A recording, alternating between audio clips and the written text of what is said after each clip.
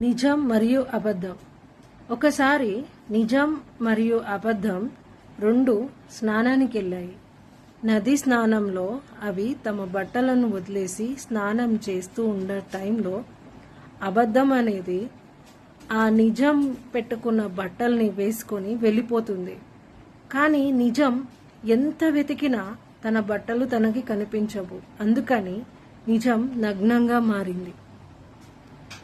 ఈ నిజం బట్టలు వేసుకున్న అబద్ధం మాత్రం సమాజంలో గౌరవంగా చాలా ఇదిగా బతుకుతూ ఉంది. కానీ నిజం మాత్రం తన రూపాన్ని, తన వ్యక్తిత్వాన్ని వదులుకోకుండా అది అలాగే ఉంది. అయినా ఇప్పుడున్న సమాజంలో చాలా మందికి ఒక నిజాన్ని ఎవ్వరూ ఇష్టపడరు, అబద్ధానికి ఎక్కువ విలువిస్తున్నారు. ఎప్పటికైనా నిజం అనేది ఎప్పుడైనా బయటపడుతుంది. నిజానికి